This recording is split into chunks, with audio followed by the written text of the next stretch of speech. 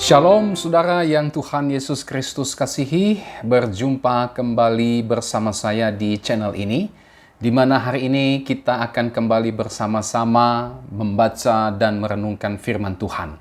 Tetapi sebelum kita akan membaca dan merenungkan firman Tuhan, mari kita berdoa, memohon hikmat dan tuntunan Roh Kudus. Kita berdoa. Bapa di sorga, terima kasih untuk waktu dan kesempatan yang Tuhan berikan kepada kami, di mana kembali kami akan bersama-sama membaca dan merenungkan firman Tuhan. Kami memohon tuntunan dan bimbingan Roh Kudus-Mu bagi kami semua, sehingga kebenaran firman Tuhan hari ini dapat kembali memberkati kami. Terpujilah nama-Mu, dalam nama Tuhan Yesus kami berdoa. Haleluya. Amin. Saudara yang Tuhan Yesus Kristus kasihi, firman Tuhan yang menjadi renungan kita pada hari ini terambil dari Efesus pasalnya yang ke-6 ayat 1 sampai dengan ayatnya yang ke-4. Demikian firman Tuhan. Hai anak-anak, taatilah orang tuamu di dalam Tuhan, karena haruslah demikian. Hormatilah ayahmu dan ibumu, ini adalah suatu perintah yang penting, seperti yang nyata dari janji ini, supaya kamu berbahagia dan panjang umurmu di bumi. Dan kamu bapak-bapak, janganlah bangkitkan amarah di dalam hati anak-anakmu, tetapi didiklah mereka di dalam ajaran dan nasihat Tuhan. Nah saudara yang Tuhan Yesus Kristus kasihi, tema renungan firman Tuhan pada hari ini adalah keluarga yang melayani Tuhan. Saudara yang Tuhan Yesus Kristus kasihi, berbicara tentang keluarga, ini berbicara tentang lembaga pertama yang diciptakan oleh Allah.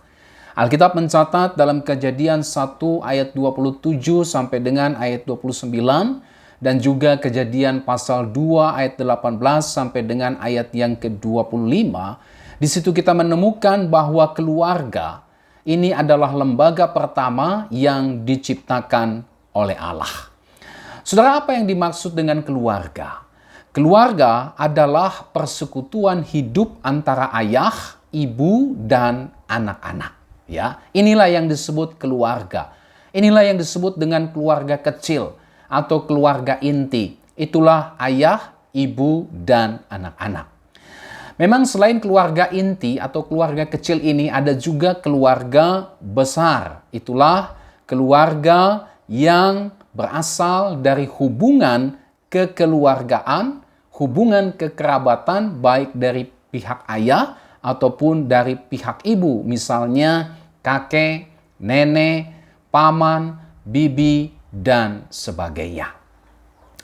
Nah saudara yang Tuhan Yesus Kristus kasihi, lalu apa yang dimaksud dengan keluarga yang melayani Tuhan?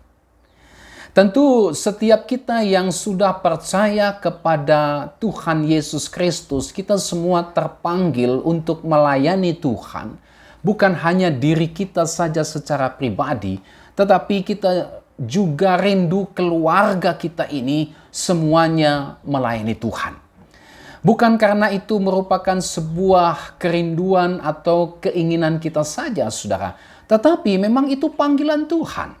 Tuhan bukan hanya membentuk atau menciptakan lembaga yang namanya keluarga, tetapi Tuhan juga mau supaya keluarga itu melayani Dia. Tuhan mau pakai keluarga untuk menjadi saluran berkat bagi gereja, bagi masyarakat. Tuhan mau supaya keluarga yang Dia ciptakan itu melayani Tuhan dan memuliakan Tuhan. Nah, yang menjadi pertanyaan adalah apa yang dimaksud dengan keluarga yang melayani Tuhan? Keluarga yang melayani Tuhan berdasarkan perikop firman Tuhan ini adalah pertama, itulah keluarga yang sudah mengalami karya keselamatan di dalam Yesus Kristus. Keluarga yang melayani Tuhan adalah keluarga yang sudah mengalami karya keselamatan di dalam Yesus Kristus. Saudara, kembali kepada bagian firman Tuhan yang menjadi renungan kita pada hari ini. Surat kepada jemaat di Efesus ini ditujukan kepada orang-orang kudus di Efesus. Itulah orang-orang percaya dalam Kristus Yesus. Pasal yang pertama, ayatnya yang pertama.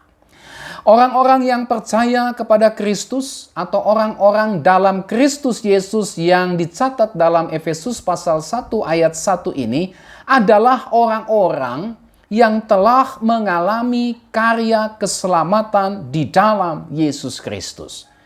Itulah mereka yang telah dipilih Allah sejak dalam kekekalan supaya kudus dan tak bercacat di hadapannya. Pasal 1 ayat yang ketiga. Mereka yang dalam kasih telah ditentukan Allah untuk menjadi anak-anaknya di dalam Yesus Kristus. Pasal 1 ayatnya yang kelima. Mereka yang telah beroleh pengampunan dosa dan penebusan di dalam nama Yesus Kristus. Pasal 1 ayat 7. Dan mereka yang telah mengalami kasih karunia Allah di dalam iman kepada Yesus Kristus. Pasal 2 ayat 8 sampai dengan ayat 9. Sehingga mereka sekarang adalah manusia baru. Pasal 4 ayat 17 sampai dengan ayat 32. Yang hidupnya adalah hidup di dalam terang Kristus. Pasal 5 ayat 1 sampai 21. Dan yang mengabdikan seluruh hidupnya untuk mengasihi, melayani, dan memuliakan Kristus. Di sini kita melihat, saudara, bahwa keluarga yang melayani Tuhan adalah keluarga yang sudah mengalami karya keselamatan di dalam Yesus Kristus. Ya, orang tua dan anak-anak sudah mengalami karya keselamatan di dalam Yesus Kristus. Ya, inilah keluarga yang melayani Tuhan. Ya, ayah, ibu, orang tua, suami, istri, dan anak-anak sudah mengalami karya keselamatan di dalam Yesus Kristus. Tanpa mengalami karya keselamatan di dalam Yesus Kristus, maka mustahil, saudara, orang tua dan anak-anak atau keluarga ini bisa mengasihi, melayani, dan memuliakan Allah. Tidak mungkin. Oleh sebab itu, betapa pentingnya kita sebagai orang tua atau sebagai anak mengalami karya keselamatan di dalam Yesus Kristus, sehingga dengan demikian keluarga kita ini, saudara, bisa mengasihi, melayani, dan memuliakan Tuhan. Nah, oleh sebab itu, mari para orang tua, mari anak-anak, percayalah kepada Yesus Kristus. Mari kita berdoa untuk orang tua, ayah, ibu, suami, istri, atau anak-anak yang mungkin saudara belum di dalam Tuhan. Kita doakan mereka supaya mereka juga bisa mengalami karya keselamatan di dalam Tuhan Yesus Kristus. Tetapi bukan hanya kita mendoakan mereka saja. Kita juga terpanggil untuk memberitakan Injil kepada mereka. Oleh sebab itu, mari kita beritakan Injil kepada orang tua kita mungkin. Kepada ayah, ibu, suami, istri, atau anak-anak kita yang belum di dalam Tuhan. Agar mereka juga dapat mengalami karya keselamatan di dalam Tuhan Yesus Kristus. Yang kedua, saudara, keluarga yang melayani Tuhan. Apa itu keluarga yang melayani Tuhan? Keluarga yang melayani Tuhan adalah keluarga yang menjalankan peran, fungsi, tanggung jawab, dan pelayanannya di dalam keluarga sesuai, selaras dengan prinsip kebenaran firman Tuhan. Ya, saudara, pelayanan di dalam keluarga ini diwujudkan dengan menjalankan peran, fungsi, tanggung jawab, serta panggilannya di dalam keluarga sesuai atau selaras dengan firman Tuhan. Ya, orang tua, suami, istri, ayah, ibu, atau anak-anak menjalankan perannya, fungsinya, tanggung jawabnya, panggilannya di dalam keluarga sesuai, selaras dengan firman Tuhan. Nah, berdasarkan perikop firman Tuhan ini kita bisa melihat bagaimana pelayanan di dalam keluarga itu diwujudkan ya dengan menjalankan peran, fungsi, tanggung jawab serta panggilannya di dalam keluarga yang sesuai atau selaras dengan firman Tuhan.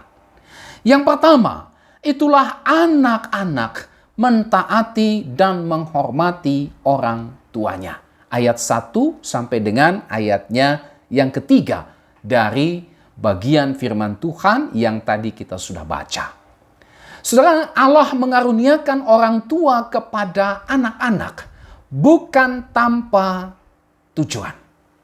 Allah menetapkan peran masing-masing di dalam keluarga, itu jelas ada tujuannya. Ya. Allah mengaruniakan orang tua kepada anak dan memberikan mereka otoritas. Tujuannya adalah untuk membimbing, untuk mengajar anak-anak mengenal Allah dan hidup takut akan Allah. Nah, oleh sebab itu, tugas anak-anak, tanggung jawab anak-anak, panggilan anak-anak haruslah mentaati orang tua mereka dan juga menghormati mereka. Kenapa? Karena mereka atau orang tua mereka itu ditunjuk, ditetapkan, dipanggil atau dipakai Allah untuk mendidik, untuk mengajar anak-anak mengenal Tuhan dan hidup takut akan Tuhan. Ini alasannya, ya. Anak-anak haruslah mendukung. Anak-anak haruslah membantu tugas dan tanggung jawab orang tua yang sudah ditetapkan oleh Allah bagi mereka, ya. Dengan cara apa? Itulah dengan bersikap patuh, dengan bersikap taat dan hormat kepada mereka. Nah, saudara, kata hormat yang dipakai di dalam ayat 2 ini berasal dari kata Yunani timao, yang artinya menganggap sebagai berharga, ya, menghargai, menghormati. Nah, kata timao ini atau yang diterjemahkan sebagai kata hormat ini mengandung pengertian memperlakukan seseorang sedemikian rupa sehingga menunjukkan sikap menghargai seseorang tersebut sangat tinggi. Ya. Jadi saudara, berdasarkan arti kata ini, menghormati orang tua berarti memperlakukan orang tua sebagai sesuatu yang berharga. Orang tua itu adalah berkat Tuhan yang berharga yang diberikan kepada kalian anak-anak, ya. Oleh karena Tuhan mengaruniakan orang tua untuk mendidik dan mengajar anak mengenal Allah dan hidup takut akan Allah, ya. Jadi ini makna daripada hormatilah orang tuamu, ya. Perlakukan orang tuamu sebagai sesuatu yang berharga. Oleh karena apa? Oleh karena Tuhan mengaruniakan orang tua kepadamu. Untuk apa? Untuk mendidik engkau anak-anak. Untuk mengajar engkau anak-anak mengenal Tuhan dan hidup takut akan Tuhan. Saudara, Allah telah menetapkan orang tua sebagai wakilnya untuk menjalankan peran, tanggung jawab, serta panggilannya di dalam keluarga. Itulah mendidik dan mengajar anak-anak mengenal Allah dan hidup takut akan Allah. Nah, oleh sebab itu tugas anak-anak, ya, tanggung jawab anak-anak, bentuk pelayanan anak-anak di dalam keluarga adalah anak harus menghormati orang tua mereka dan bukan malah melawan, bukan malah membantah, bukan malah mengutuki orang tua mereka. Kenapa? Karena jika anak-anak melawan, jika anak-anak membantah, atau bahkan mengutuki orang tua mereka, maka akan ada kutuk yang menanti mereka. Akan ada kutuk bagi anak-anak yang melawan, memberontak, membantah, bahkan mengutuki orang tua mereka.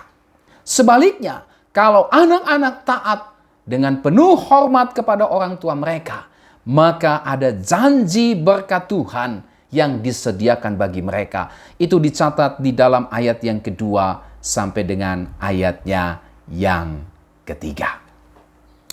Nah, oleh sebab itu saudara, mari setiap anak-anak yang masih berada di bawah pengasuhan dan pemeliharaan orang tua, ayo taatilah, ayo hormatilah orang tuamu. Ya, anak-anak, jangan engkau melawan, jangan engkau membantah, apalagi engkau mengutuki mereka. Karena jika engkau membantah, jika engkau mengutuki mereka, jika engkau mencaci maki mereka, jika engkau memberontak terhadap mereka, terhadap otoritas yang diberikan Allah kepada orang tuamu untuk mendidik dan mengajar engkau takut akan Tuhan, maka saudara, engkau sedang melawan Allah yang telah mengutus orang tuamu untuk mengajar engkau hidup takut akan Allah. Dan engkau pasti tidak akan diberkati oleh Allah. Malah engkau akan dikutuk oleh Allah. Alkitab berkata, terkutuklah orang yang tidak taat atau memberontak kepada orang tuanya. Sebaliknya, jika engkau setia mentaati dan menghormati orang tuamu di dalam Tuhan, maka engkau anak-anak akan diberkati oleh Tuhan. Ya, oleh sebab itu, ayo anak-anak yang masih berada di bawah pengasuhan dan pemeliharaan serta tanggung jawab orang tua, ayo dengar-dengaran. Taatilah orang tuamu, hormatilah orang tuamu, dengarlah nasihat dari orang tuamu. Jangan membantah, jangan melawan, karena Tuhan memberikan orang tua kepadamu untuk mendidik, mengajar, supaya hidupmu benar, supaya engkau dapat mengenal Tuhan, supaya engkau diberkati Tuhan, dan jalan hidupmu adalah jalan yang penuh dengan berkat Tuhan.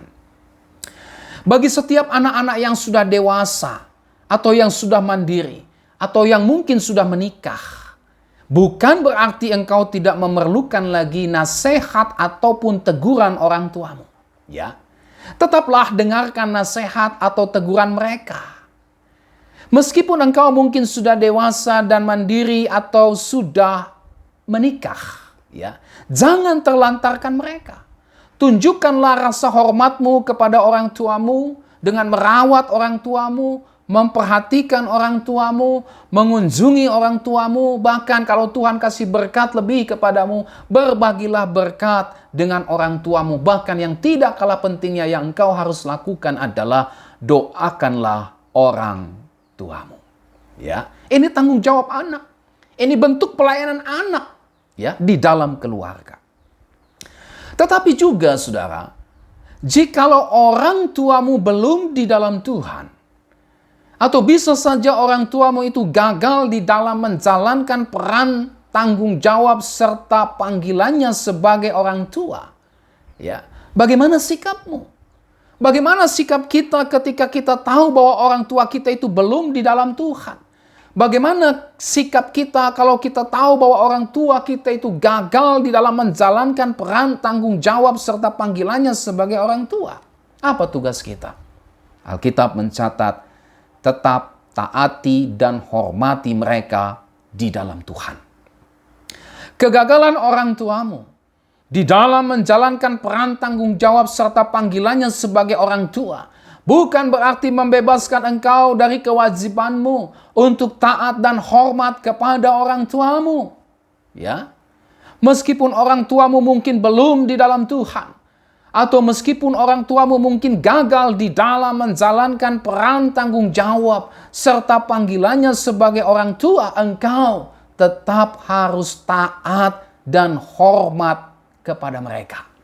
Engkau tidak diberikan, ya, kesempatan untuk mencaci maki, menghina atau mengutuki mereka.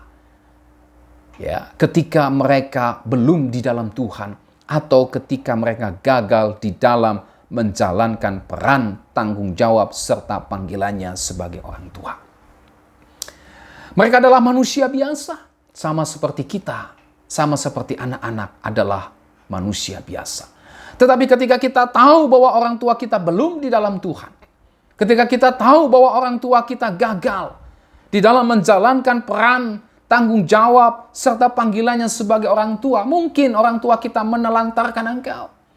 Mungkin orang tua kita bercerai. Mungkin orang tua kita terlibat dengan kesenangan-kesenangan pribadinya. Ya, orang tua kita tidak memperhatikan kita, mengacukan kita, sehingga gagal untuk menjalankan peran tanggung jawabnya sebagai orang tua. Engkau tetap harus taat dan hormat kepada orang tuamu. Kegagalan mereka tidak membatalkan tugasmu, tanggung jawabmu untuk mentaati dan menghormati mereka. Tetapi juga, saudara, perlu diperhatikan, perlu diketahui bahwa mentaati dan menghormati orang tua bukan berarti kita menuruti setiap perintah atau keinginan orang tua kita yang jelas-jelas bertentangan dengan firman Tuhan. Alkitab mengajarkan bahwa kita harus tetap mengutamakan Tuhan. Kita harus tetap mengasihi Tuhan, menempatkan Tuhan lebih utama dari orang tua kita. Ya, Tuhan tetap di atas segala-galanya. Oleh sebab itu, ketika orang tua kita mengajak atau memerintahkan kita untuk hidup dalam dosa, atau melakukan hal-hal yang bertentangan dengan firman Tuhan, maka engkau harus menolaknya. Kita harus menolaknya. Ya. Saudara, menolak keinginan atau perintah orang tua yang bertentangan dengan firman Tuhan bukan berarti kita tidak taat dan hormat kepada orang tua kita seperti yang dimaksudkan oleh firman Tuhan. Tidak. Ya. Ketika kita menolak untuk mengikuti kemauan atau perintah orang tua kita yang bertentangan dengan firman Tuhan, ya, itu bukan berarti kita tidak taat atau tidak hormat kepada orang tua kita, tetapi hal itu merupakan batas ketaatan dan hormat kita kepada orang tua kita. Maksudnya apa? Artinya apa? Maksudnya adalah kita taat dan hormat kepada orang tua, seperti yang difirmankan Tuhan, selama mereka hidup selaras dengan firman Tuhan. Tetapi ketika mereka tidak lagi hidup selaras dengan firman Tuhan, dan melakukan hal-hal yang bertentangan firman Tuhan, mengajak atau memerintahkan kita anak-anaknya untuk hidup di dalam dosa, maka kita menolaknya. Kita tidak perlu mentaati keinginan atau perintah mereka yang bertentangan dengan firman Tuhan tersebut. Ya, ini dia. Jadi ketaatan dan penghormatan kita kepada orang tua bukan berarti kita mengikuti keinginan atau perintah orang tua kita yang jelas-jelas bertentangan dengan firman Tuhan. Kita harus kembali kepada firman Tuhan bahwa kasih kepada Tuhan harus melebihi kasih kepada orang tua kita. Sehingga ketika orang tua kita mengajak kita untuk melakukan hal-hal yang tidak berkenan kepada Tuhan, maka kita berani untuk menolaknya. Karena kita lebih memilih taat kepada Tuhan daripada taat kepada orang tua yang mengajak kita untuk berbuat dosa. Dan ini bukan berarti kita melanggar perintah Tuhan untuk taat dan hormat. Kita diperintahkan Tuhan untuk mentaati dan menghormati orang tua kita selama orang tua kita hidup selaras dengan firman Tuhan. Nah, saudara, kegagalan orang tua di dalam menjalankan peran tanggung jawab serta panggilannya sebagai orang tua, ini sekali lagi tidak membebaskan kita dari kewajiban untuk mentaati dan menghormati mereka sesuai dengan prinsip firman Tuhan. Garis bawahi, sesuai dengan prinsip firman Tuhan.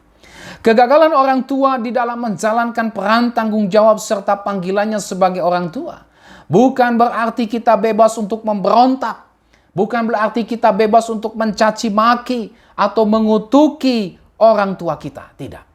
Tugas kita sebagai anak-anak adalah melayani orang tua kita. Dengan cara apa? Dengan mendoakan mereka. Dengan cara apa? Memberitakan firman Allah kepada mereka. Ketika mereka melakukan hal-hal yang bertentangan dengan firman Tuhan, tugas kitalah mendoakan mereka. Tugas kitalah memberitakan kebenaran firman Tuhan kepada mereka dengan cara tetap menunjukkan sikap dan perilaku hormat kepada mereka. Dan biarkan Tuhan bekerja di dalam hati dan hidup orang tua kita. Ingatlah bahwa tidak ada orang tua yang sempurna. Demikian juga tidak ada anak yang sempurna. Nah, oleh sebab itu, saudara, betapa pentingnya kita bergantung kepada Tuhan sehingga kita dimampukan untuk mentaati dan menghormati orang tua kita dengan segala kekurangan dan kelemahannya, serta memenangkan orang tua kita kepada Kristus. Melalui apa? Melalui sikap dan perilaku kita yang mentaati dan menghormati orang tua kita tersebut berdasarkan prinsip-prinsip kebenaran firman Tuhan.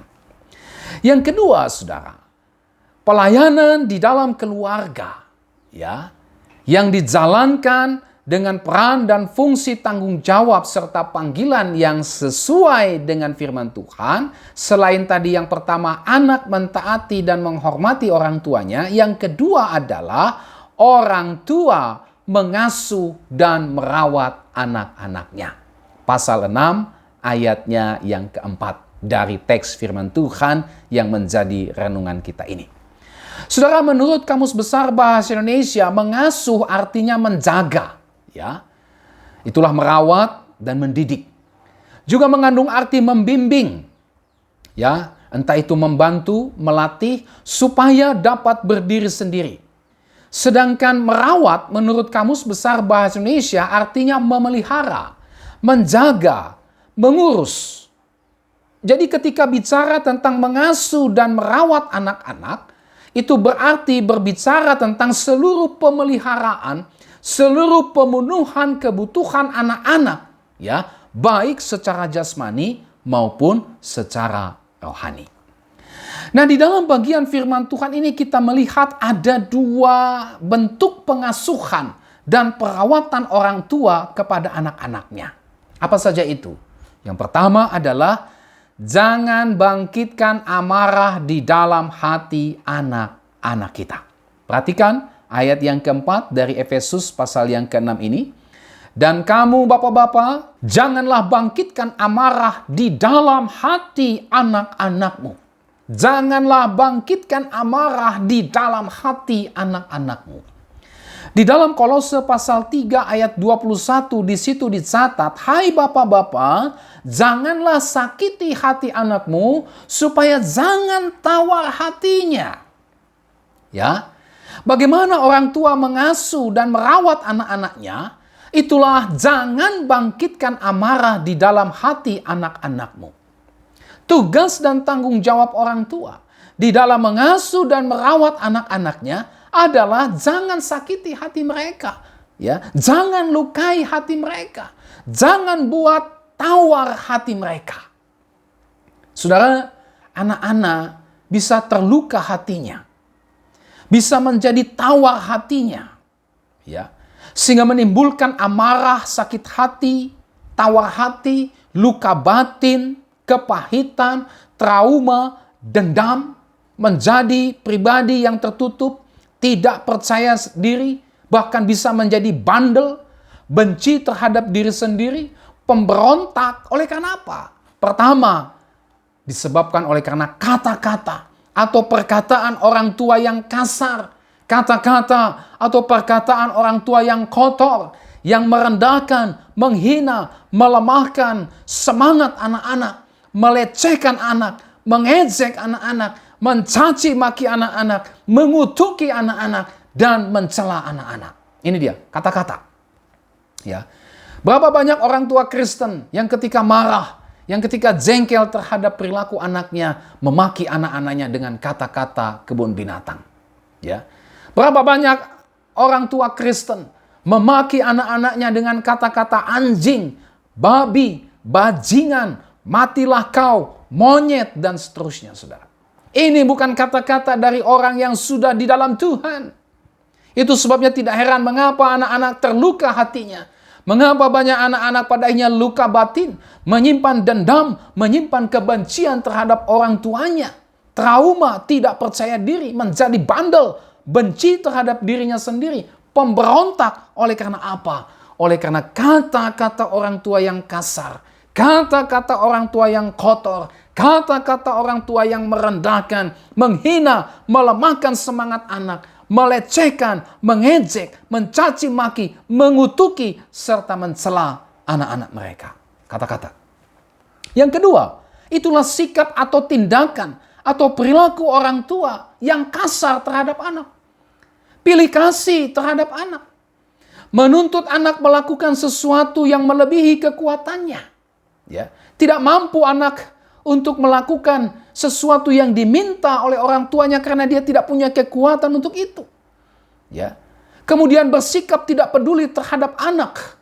Tidak punya waktu untuk anak oleh karena kesibukan pekerjaan, kesibukan pelayanan. Ya. Papa mamanya sibuk melayani di luar, tetapi lupa untuk melayani anak-anaknya. Ya. Orang tua pada akhirnya tidak punya waktu untuk anak-anak. Selain karena kesibukan, karena hobi, karena memuaskan kesenangan-kesenangan dirinya sendiri. Sibuk untuk menyenangkan dirinya sendiri. Ada sekarang orang tua sibuk main game, main judi online, terlantar anaknya. Tidak tahu anaknya makan atau tidak. Tidak tahu pergaulan anaknya seperti apa. Masa bodoh. Kenapa? Karena tidak punya waktu untuk anak. Oleh karena sibuk dengan hobi dan kesenangan diri sendiri. Ya. Atau memperlakukan anak secara kejam. Atau mempermalukan anak di depan umum. Atau tidak menepati janji kepada anak. Atau bersikap tidak adil. Ya, tidak mau kalah, tidak mau mengaku salah. Sekalipun jelas melakukan kesalahan terhadap anak. Tetapi karena gengsi, karena tidak mau disalahkan, maka bersikap mengeraskan hati. Atau melakukan disiplin keras yang berlebihan. Atau bertindak sewenang-wenang dan sebagainya. Sikap dan perilaku orang tua ini pada akhirnya membuat anak menjadi tawar hati. Merusak mental dan spiritual anak. Tanpa kita sadari kata-kata orang tua. Sikap dan perbuatan orang tua. Ya, yang tadi seperti saya uraikan. Menimbulkan amarah, luka batin, sakit hati, kepahitan, dendam, trauma. Menjadi pribadi yang tertutup, tidak percaya diri, pemberontak, begal, benci terhadap diri sendiri dan orang tua. Oleh karena apa? Oleh karena kata-kata orang tua dan sikap atau tindakan perilaku orang tua yang menyakiti hati anak-anak. Oleh sebab itu, saudara, firman Tuhan hari ini memberi nasihat kepada kita orang tua. Ya. Mari kita bertobat dari kata-kata serta perilaku kita yang mungkin telah melukai hati anak-anak kita. Adakah kata-kata kotor keluar dari mulut kita terhadap anak-anak kita? Adakah perilaku dan sikap kita terhadap anak-anak kita yang padanya membuat anak-anak kita menjadi penuh amarah, kebencian, menjadi bandel pemberontak? Sikap memanjakan anak juga yang berlebihan bisa merusak mental dan spiritual anak. Saudara, kalau kita sebagai orang tua telah gagal di dalam menjaga dan mengendalikan kata-kata serta sikap terhadap anak-anak kita. Ayo, hari ini bertobat. Tuhan panggil kita untuk bertobat. Tuhan mau pulihkan kita. Mari kita minta ampun sama Tuhan. Mari kita minta maaf sama anak-anak kita. Mari kita sebagai orang tua di dalam menjalankan tanggung jawab kita mengasuh dan merawat anak-anak kita. Menjaga dan mengendalikan kata-kata kita. Serta sikap atau perilaku kita. Sehingga tidak membangkitkan amarah anak-anak kita. Dan tidak menyakiti hati anak-anak kita, serta menjadikan hati anak-anak kita pada akhirnya menjadi tawar. Saudara, mari kita memohon pertolongan Tuhan sebagai orang tua. Mintalah pertolongan kepada Tuhan agar kita dapat menjaga, agar kita dapat mengendalikan kata-kata serta sikap dan perilaku kita di dalam mengasuh dan merawat anak-anak kita. Sehingga kita dapat menunjukkan kata-kata yang membangun anak-anak kita. Serta sikap dan perilaku kita yang juga menjadi contoh dan teladan bagi anak-anak kita. Ya. Yang kedua, saudara, bentuk merawat dan mengasuh anak-anak itulah mendidik, mengajar, dan menasehati anak-anak. Di dalam ayat yang keempat, firman Tuhan berkata, "Dan kamu bapak-bapak janganlah bangkitkan amarah di dalam hati anak-anakmu, tetapi didiklah mereka di dalam ajaran dan nasihat Tuhan." Ya. Didiklah mereka di dalam ajaran dan nasihat Tuhan. Saudara, di sini kita melihat ada 3 unsur penting di dalam mengasuh dan merawat anak-anak kita. Pertama, mendidik. Kata didiklah mereka, ya, ini berasal dari kata Yunani ektrepo. Ini secara harfiah artinya apa? Artinya memberi makan sampai dewasa, merawat, membesarkan, mendewasakan, atau merawat dengan lemah lembut. Ya, mendidik dengan lemah lembut. Para orang tua secara khusus kaum bapa yang sudah di dalam Kristus, mari kita mendidik anak-anak kita dengan lemah lembut. Ya. Bagaimana caranya orang tua secara khusus kaum bapa ini, bapak-bapak, mendidik anak dengan lemah lembut? Ya. Pertama, misalnya, dengarkanlah anak-anakmu, berilah waktu untuk mendengarkan anak-anakmu, dan biarkan mereka tahu bahwa kamu menghormati perasaan mereka. Saudara, ketika anak-anak mengajak kita ngobrol, dengarkan. Ya. Karena di situ kita melihat seperti apa perasaan mereka kepada kita orang tua. Dengarkan, perhatikan. Ya. Jangan dengar sambil main HP. Jangan dengar sambil main laptop. Ya. Jangan dengar sambil main games, tapi dengarkan dengan penuh antusias. Ya. Dan biarkan mereka tahu seperti apa kasih kita kepada mereka. Biarkan mereka tahu bahwa kita menghormati, mempedulikan perasaan mereka. Yang kedua, bersikaplah lapang dada untuk mengakui dan minta maaf ketika kita sebagai orang tua salah atau terlalu kasar di dalam mengajar, mendidik mereka. Ya. Misalnya kita terlalu marah atau kita cubit anak kita, ya. Jangan sungkan-sungkan untuk mengakui dan minta maaf. Ya, kita berlebihan di dalam menasihati mereka sehingga kita emosi, marah, lalu mungkin memukul tanpa alasan atau kita melakukan sebuah kesalahan. Jangan gengsi. Ya. Mari kita mengaku bahwa kita salah, minta maaf kepada anak-anak kita. Itu menunjukkan bahwa kita adalah pribadi yang lemah lembut bagi anak-anak kita. Yang berikut, bersikaplah peka, sering-seringlah memberi pelukan. Nah, ini yang kadang-kadang susah dilakukan oleh para bapak. Ya, entah kenapa, ya, gengsi atau memang karena kita mungkin tidak terbiasa untuk memberi pelukan kepada anak-anak kita. Mendidik dengan lemah lembut, caranya adalah bersikaplah peka. Sering-seringlah memberi pelukan. Sebelum anak berangkat sekolah, berikan pelukan. Sebelum tidur, berdoalah, lalu kemudian peluk mereka. Ya, ini mendidik dengan lemah lembut. Kemudian seperti apa lagi? Kuatkan anak-anakmu, doronglah mereka dalam berbagai usaha mereka. Ya, jangan turunkan semangat anak-anakmu, jangan caci maki anak-anakmu, bodoh. Jangan bandingkan anak-anakmu dengan anak-anak orang lain, si A lebih pintar dari kau, dan seterusnya. Tapi kuatkan anak-anakmu, doronglah mereka dalam berbagai usaha mereka yang positif. Ya. Yang berikut, dengarkanlah masukan yang diberikan oleh istrimu tentang cara engkau memperlakukan setiap anak. Kadang-kadang istri juga bisa melihat kekurangan kita. Istri juga melihat kesalahan kita di dalam memperlakukan setiap anak kita.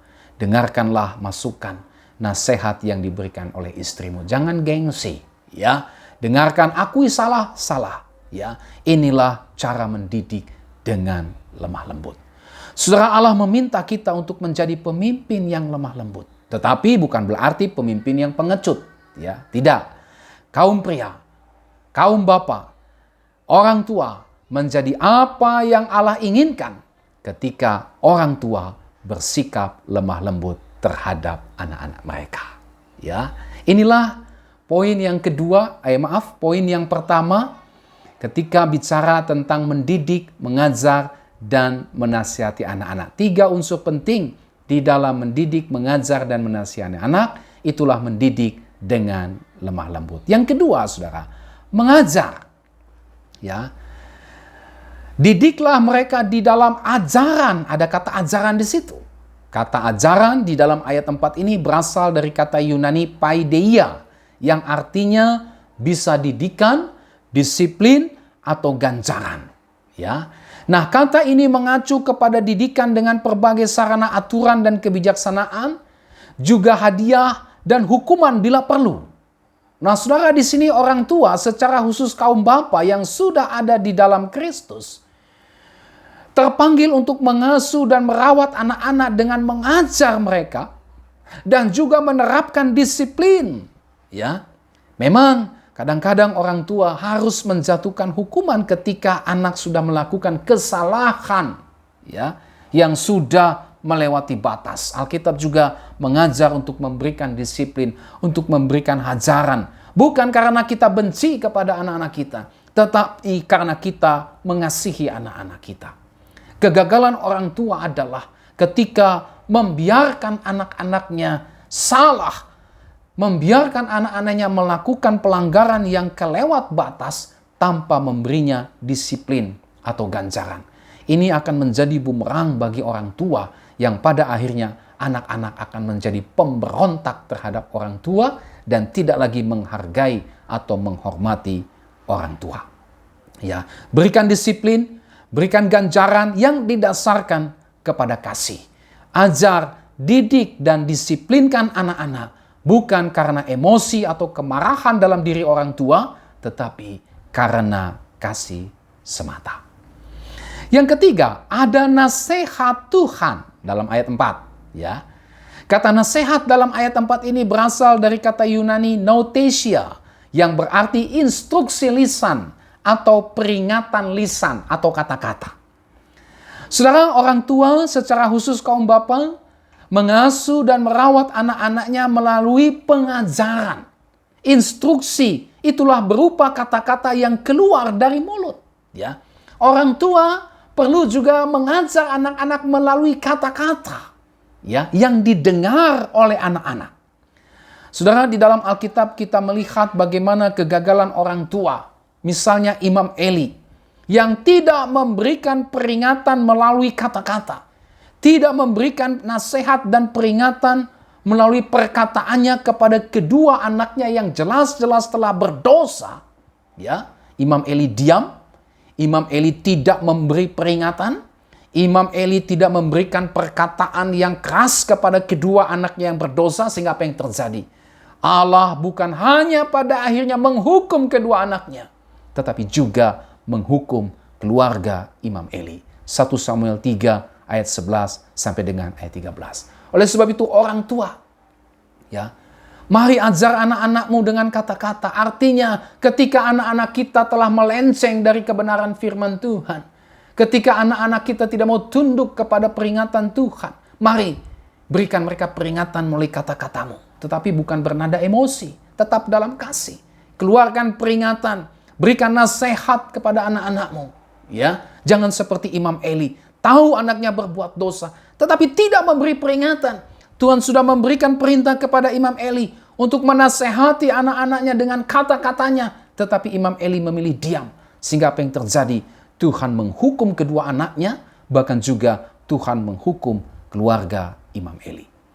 Nah, oleh sebab itu, saudara, tugas sebagai orang tua di dalam mengasuh dan merawat anak-anaknya adalah dengan memberikan nasihat, memberikan peringatan, memberikan petunjuk yang benar melalui kata-kata kepada anak-anak kita.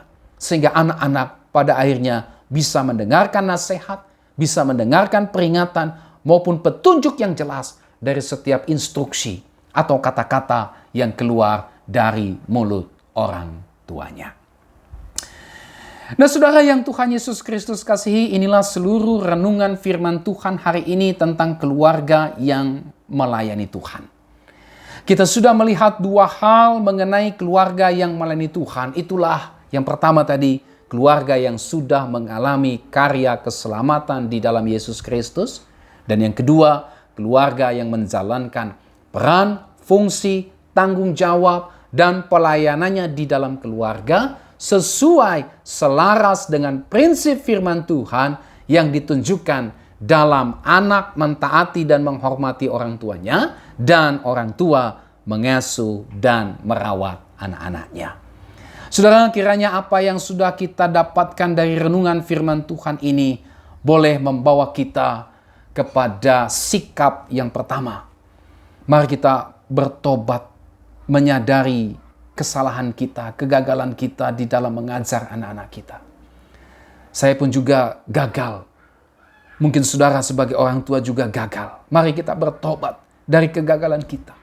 Bertobat dari ketidakpedulian kita selama ini di dalam melayani keluarga kita, baik sebagai orang tua ataupun sebagai anak-anak.